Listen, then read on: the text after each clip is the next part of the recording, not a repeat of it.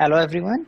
And today we are again discussing a possibility of exploring Scrum Master role. We have a one professional, and as much I understand, she's looking for transitioning to a Scrum Master job. So she has been working as a developer and now exploring what kind of a skills, what kind of a learning certification she should do in order to get started with a Scrum Master profile. So anything else you want to add, like about your dilemma, that how do you transition from a development to a Scrum Master profile? First of all, thank you so much, sir, for giving me opportunity to talk about the career guidance. I have around 12 years of experience into Mm-hmm. IT, purely into IT, and all these 12 years I have been into technical lead, technical architect, not much into team management or managing the team. It's indirectly I am managing it, but on my lead role, I have been doing all technical things. Now I have done the certifications like Scrum Masters and uh, product owner, certified product owner. I'm looking forward. How do I solely put up myself into these kind of roles because they are uh, boom into the market. They are much into boom, and also they Mm-hmm. will take me to the another ladder of project management side. I really want your guidance. What additional I can do it in this utilizing this lockdown period where Mm-hmm. everything is virtual. So more and more time could be utilized. Perfect. So what I'm understanding is that after doing 10 to 12 years of technological related work, and somehow you were also guiding teams, but not managing their work, but primarily towards technological aspects, you might be guiding them. And now you want to get into a leadership roles rather than execution roles. And one of the idea which came in your mind is that Scrum Master seems to be the next leadership role. Then how can I enter there? And in order to do that, you started doing certification. And as much I understand, you have done certified Scrum Master and certified Scrum Product Owner, hoping that this thing will help you to get into a Scrum Master job. Yeah. See, Yes. what I feel here is that, see, you when you hire a technical person, you look for some kind of a skills and competencies. Yeah. And when you hire a Scrum Master or a leadership person, you look for some skills and competencies. So what is your plan to get ready with those skills and competencies which might be asked in the Scrum Master role?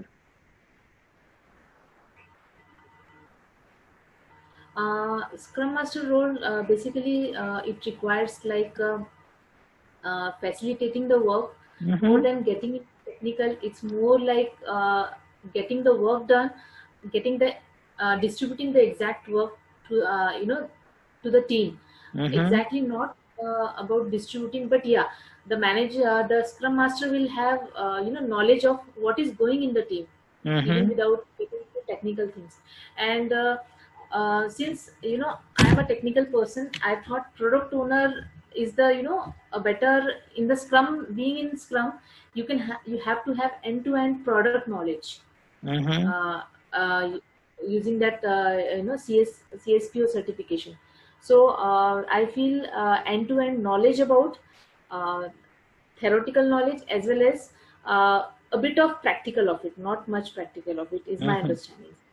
Perfect. So my suggestion here is, see, you want to do a transitioning, and now I am hearing that you are exploring two possible direction. One is a Scrum Master direction, another is a Product Owner direction.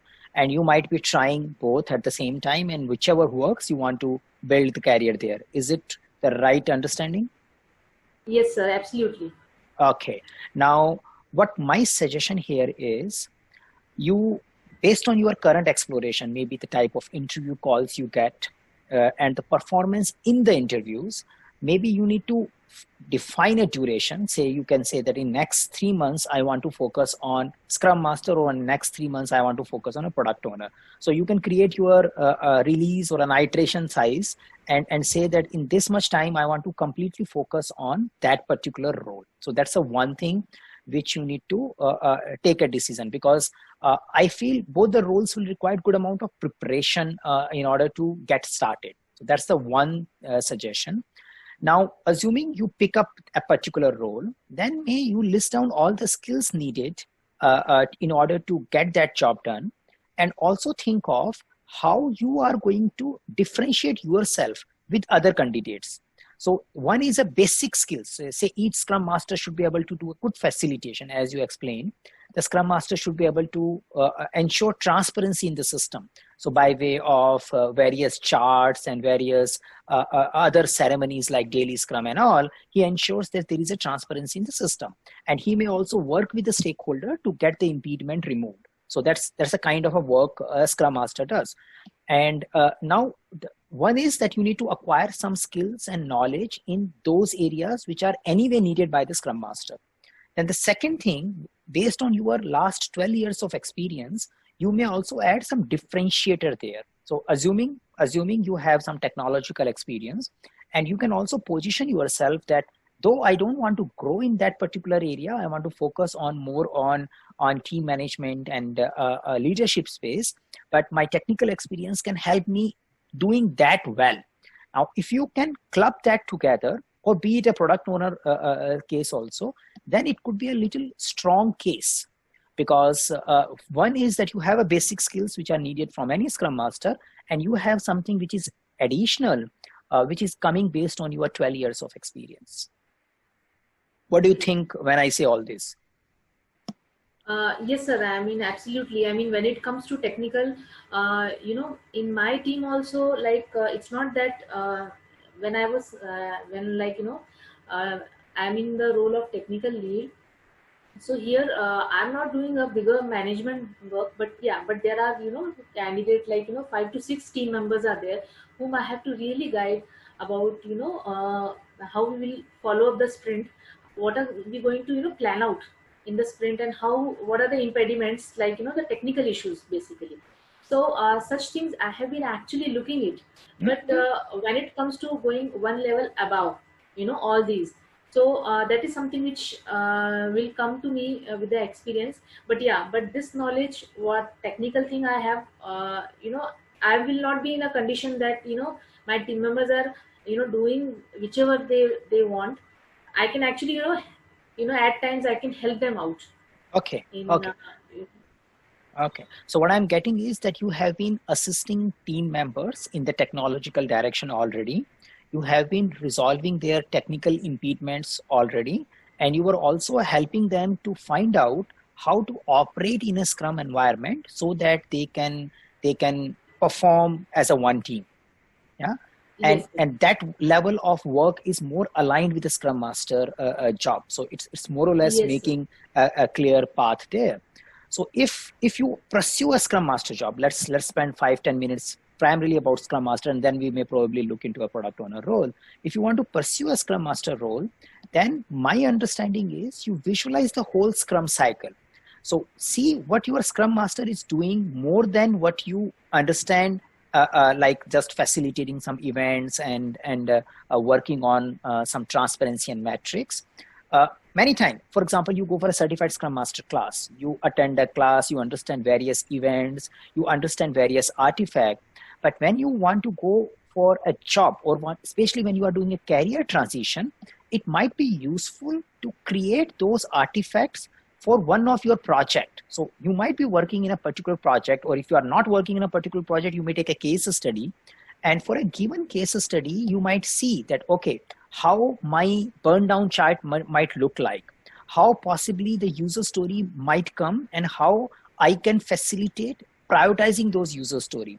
So if I am one who is preparing for it, and assuming I'm primarily preparing for a Scrum Master job, I might want to see how do I help my team to prioritize product backlog along with the product owner.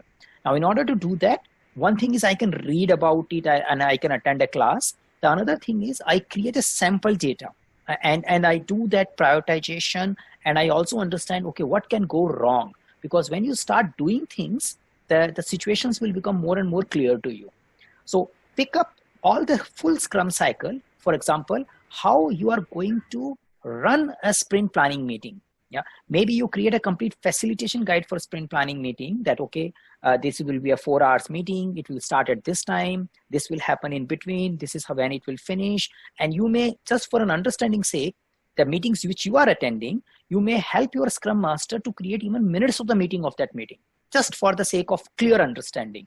And you can say that, okay, Scrum Master, I want to contribute a little bit, and let me understand how this whole thing is happening.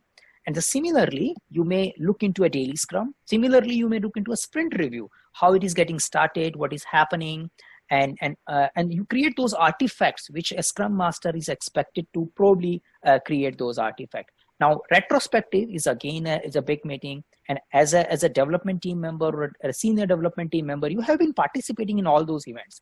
So it is not like that these events are very alien to you, but I do appreciate in many organizations, the way it is done and the way it is expected to done might be very different. But when you are preparing for a next role, you might more focus on how it is expected to be done. And you create those artifacts in the form of a presentation or in the form of a document. And that can give you a very good experience of understanding the nitty-gritty of a Scrum Master job. Yes, sir. So any follow-up question or any challenge you see in this particular thing? Yeah. So, yes, sir. Actually, in many companies, like in my organization, we never had a dedicated Scrum Master. It is like, our manager, he himself used to, facilitate, like what you said. There are very few dedicated organizations which I have lately realized that they have Scrum Master role something. So it's either the technical lead who is playing the same role, leading the team, and also as a Scrum Master. So in my case, it's my manager who is actually doing this Scrum thing, the retro meetings, and also he has been sending the invites. So, so in such organizations, sir, like then what would be your how do we actually get into such kind of role, or because he is also the product owner. Okay, now there are two things coming in. One is that how do I experience the Scrum Master role so that I can get better at it, and the another thing is, what if the organization where I am targeting, they don't even need a Scrum Master, they need a generic profile where the person is a Scrum Master, product owner, project manager, all put together, and he can do that job. So I think both the things you need to handle in a step-by-step way. So if you're focusing on a Scrum Master job in a current profile, it doesn't mean that you need to be titled as a Scrum Master from an organization. But if you help your team to facilitate, to get to a sprint planning meeting, come to a sprint backlog, have a collaboration while creating a sprint backlog, you help them to a daily Scrum, you are doing a Scrum Master role. It is not like that it has to be titled like a Scrum Master role. And all the challenges which you face during that particular activity may get discussed when you go for an interview related to a Scrum Master role. So even if your organization might be not recognizing it as a separate title, but you have been doing it because you are seeing all those things. And in those organizations where it is appreciated as a separate role, you can position yourself based on your experience and your knowledge related to Scrum. So any challenge you see there, and if you have given some interviews, you can share those experience also, like what was the struggle when you were doing it? Yes, sir. I could recall one of the questions, like, one of the very renowned company, they just started with, in the beginning only, they said, like, we don't have much time to ask. We will ask just one question. They just started with, like, there are so many ceremonies in Scrum, that was for the role of Scrum Master interview. So they asked, what you think is the most important and why it is most important ceremony. So I started with this one. I started with planning, but I don't think so they were satisfied with the planning. I don't know, possibly I was wrong. So they asked me, like, why it is important. Who do you think anything else could be important? So they just asked me this one question, and the entire interview went around these the question of Yeah. So what you see here, there is no right and wrong answer. There is no authority which can say out of these 4 events or 5 events, whatever way you see it, or a meetings, this meeting is the most important. There is no authority or there is nothing like that. In general, Scrum, as a theory Scrum, they will say all are there, and if you miss anything, it will break the loop. So planning starts the loop, daily Scrum ensures continuous inspect and adapt, review ensures the feedback, and retrospective ensures the improvement. So if you miss anything out of 4, then there will be a imbalance about it. So that could be a theoretical answer. Now, when you are answering these things, then you can say that, okay, this is what I believe, assuming, and then you can say what I am experiencing in my team. This is becoming the most challenging aspect of current team. And that's why I put more attention there. So it is not, you are saying the sprint planning is good. You are not saying the sprint retrospective is good or sprint a daily scrum is good. But for example, you might be facing a challenge where the stakeholders are anticipating predictability. They want you to estimate well, but people lack a lot of design knowledge. People lack a lot of technological knowledge, subject area knowledge. And that is the reason the sprint planning meeting becomes the most difficult meeting for that particular thing. Once it is done, then daily scrum sprint review kind of set the pace because you are clear. And you are unable to do that. So then you are bringing a case that you are saying that, okay, and because of the current situation, I am able to, I am putting more attention there. So this is, I believe, is more like sharing the story and sharing the reason behind your answer rather than just giving a perfect answer. Yeah. Yeah, sir, absolutely right. So there, I mean, like I have seen your videos also, and also like have been constantly telling like come up with a story or some kind of a scenario. So possibly I missed there to put up a a concrete scenario for the Yeah. planning. Though I was correct with the points like why planning is important according to me, but framing it in a way in which wherein I was also in that picture. So that was something which Yes. I have missed out. Yeah. And what my recommendation to the people who are watching this video and you as well, especially people who are looking for transitioning, my request is create a complete artifact. Do a sprint planning, observe a clear sprint planning, look at a sprint backlog, create a sprint backlog if it is not there in your current team, yourself alone first, and then see how can you help the development team doing it rather than just reading about a sprint backlog. Yeah, so work on that. You may see what kind of a challenges you are facing, how the definition of done is impacting your sprint backlog, what happens when there is a confusion in the user story, what happens when there is a confusion in a definition of done during the sprint planning meeting, and how it impacts the sprint backlog. So you can get more insights when you do it, yeah, yourself and help your team to do it. And similarly, maybe if someone has no opportunity to do it, they may just dumbly understand what probably will happen on the day one and how my the Kanban board or a sprint board will move after the day one is over. How the day one over will impact my burn down chart. So I update my burn down chart. I know people who are seriously preparing for job interviews. They maintain these kind of an Excel sheet data and they prepare the complete presentation. It will take 1 or 2 days to even get to there, but that gives you very much clarity. And then, especially in the organization where you have an opportunity to observe, you start observing people. Okay, this is happening and this is not happening, and probably I want to correct there. Okay. Oh, that's a great idea. It's like, we can start implementing that, which will give me, better idea about like which was lagging and, what has to be, done up in respect of doing it.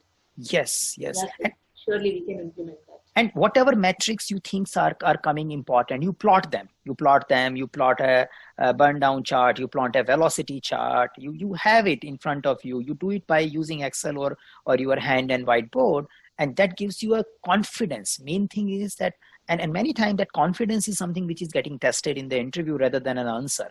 So answer is anyone can remember and give it, but when you bring it with a conviction, when you bring it with your story, then it makes a difference.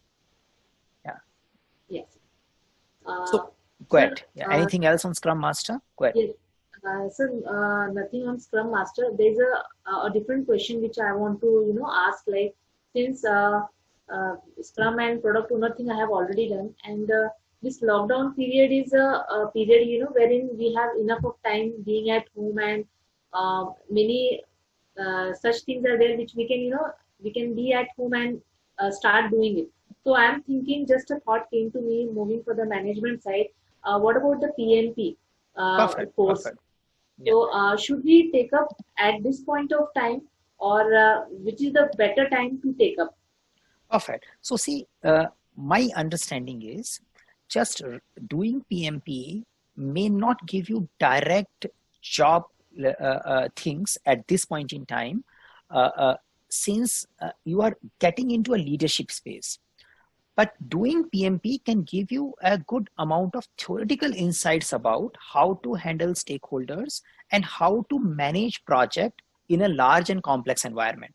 So now, if you want to get into a second kind of a role where you are exploring, you were saying that, okay, first thing is, how do I get an experience of a Scrum Master? And the second thing which you were exploring is, how do I get into an organization? These roles are very blur. You know, the Scrum Master, product owner, project manager, everything looks same. Yeah. But they are different organizations and they are running, and I probably want to be ready for that. Yeah. Yes. So if you want to focus on the second aspect, then you need to develop your product ownership skills as well as a project management skills as well.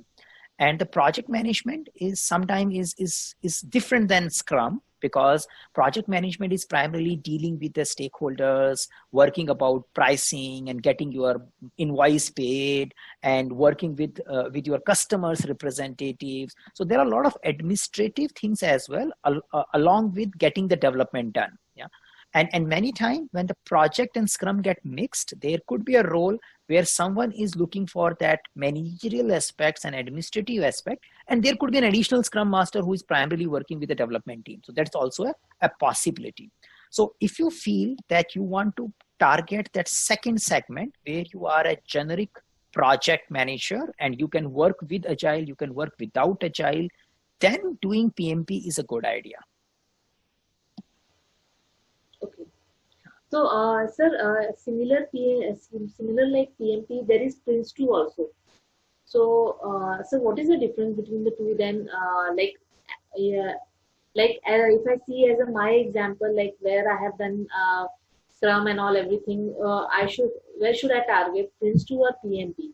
So, what I feel here is that Scrum and product management is something which will be anyway needed, irrespective of the overall project methodology you put into the place. Yes. So nowadays there will be I would say an umbrella methodology, and then inside it there could be I would say a sub methodology or sub ways of working. So that's the one thing. Now Prince2 and PMP are more like a branding difference, as much I understand.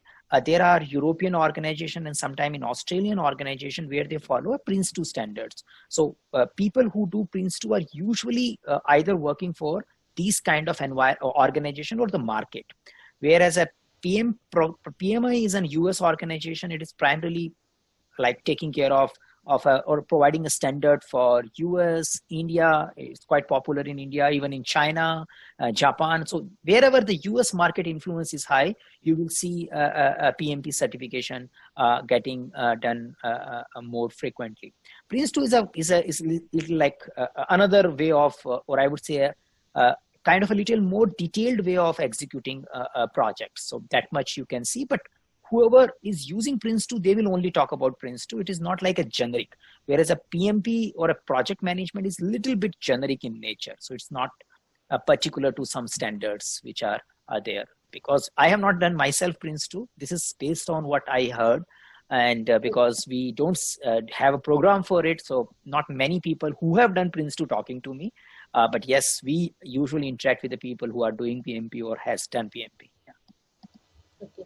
So, sir, according to your suggestion, like anyway, time and money both has to be invested in either of them, either PMP or Prince2. So why not PMP? Yeah. So in general, that is the takeaway. Should I do, yeah. Sir? In general, for Indian service organizations, people who are, because majority of our Indian service organizations are working for US companies, we find that PMP yielding better results than Prince2. From a branding point of view, also PMP is relatively difficult to achieve compared to Prince2, because it required more preparation, and the examination is little stringent than Prince2. Yeah. But again, you need to be very clear about your goal again, that which particular profile you want to target, and how do you want to prepare for that profile, and how certification will help you in achieving that profile. And one of the basic way of finding that out is, think of your target profile and do a job search for that profile, assuming you have done PMP, assuming you have done whatever you want to do, and then you have a particular profile, search by using those keywords on a job site and see what kind of a profiles are coming up and what other things they ask. So if you are saying agile, CSM, PMP jobs, then you see some set of jobs. Then what are the other things asked in those jobs other than the certificate? And when you see that, you can find out when should you do it and what other things you should do it other than this certificate. Because just certification will not help you in achieving your target goal, because there are so many people and everybody is doing certification. But you need to create a background story, background skill set. Certification is good for your CV to come up and people start looking at you, but rest of the things need to substantiate. So I would say that do that study and then time it out accordingly, so that, okay, this is the place where I need to do this particular certification and this is the goal I wanted to achieve out of it. So sir, are you trying to say that, like, at this point of time wherein, I'm into technical lead role, and, though I'm certified, but not exactly, doing the Scrum roles or the Scrum ceremonies, I'm not the one who is, facilitating them. So if I'm at this point of time aspiring for, let me try out PMP, because anyway I want to move into project management side. So still, I couldn't get a clear answer about should I start investing my time and money in the PMP from now itself, or should I wait for some managerial job to come up and then go ahead with PMP certification in future? Perfect. So it's a difficult question, because there is no perfect answer. Now, why? See, someone can acquire certificate now and acquire experience along the way, and after 6 months, 1 year, position himself as a project manager and get a lead job. That's the one alternative. The another alternative is someone try to get some amount of a leadership role first, maybe a Scrum Master kind of a role, product owner kind of a role, and gain that experience and then add PMP to it. So it is something which I would say that it's a career decision which you have to take. Just doing PMP will not increase the probability of getting jobs unless you add those experience, of leadership and all those things. And minimum 3-4 years of experience needs to be added in the profile before the PMP start giving you result. Yeah. So that's the reality of after doing PMP or before doing PMP, you may need to take a call. Now, there are people who are very serious and this is that we just want to get there. They end up doing based on their team leadership experience only, because there is a mandatory experience clause in PMP, but that can be satisfied with the help of a team leadership experience also. So they go with the team leadership and project leadership experience and they push for it and then they get it. But that process helps them to know theoretically about project management. So they feel more confident when they are experiencing and they are gaining experience related to project management for next 2-3 years. And when they fill these two gaps together, then they make a better case. So it will be a 2-3 years job. Yeah, sequencing which one comes first and which one comes next is something which I think you might want to do based on what all opportunities are standing for you. Yeah, because doing certification preparation may also require energy, and that may, so you need to balance those things. So sir, what I thought is since nothing will work out without preparation, even for Scrum also you have to really prepare well for the interview. Yes. So I feel like I should go ahead with the PMP preparation, because anyway, one or the other day I have to prepare for it. So why not now? Anytime when I'll be getting, some managerial kind of role, not exactly for a project manager, or maybe some, senior manager, that kind of a role if at all I get. So that will really help me, whatever my practical or theoretical knowledge is, to apply over there, is what my gut feeling is. So you can do that. And that's a possibility. For an experience clause related to PMP, you need to critically see your leadership experience, which you are working with the team. In most probability, that will fit in, because you can demonstrate that you are doing the team level planning and management. So you need to see about that description, and then you can prepare for PMP and get that done. And while doing it, you can create your generic project management profile then, and probably that will enable you to work as a generic project manager who might be applying Agile sometime and might not be applying Agile sometime. Yes, that's a possibility. Okay. Good. Yes, sir. Yeah. Anything else you wanna discuss here? No, sir. That is all. I mean, that is all questions which I had in my mind about the career guidance. Like, how would I go about it going further? Good. Yeah. That is Thank you all. for taking time and sharing your dilemma, because these dilemmas may help others as well. Good. Yeah, it was good talking to Thank you, you. sir. Yeah. Thank Thank you for you. your time. Bye. Nice talking Bye. to you.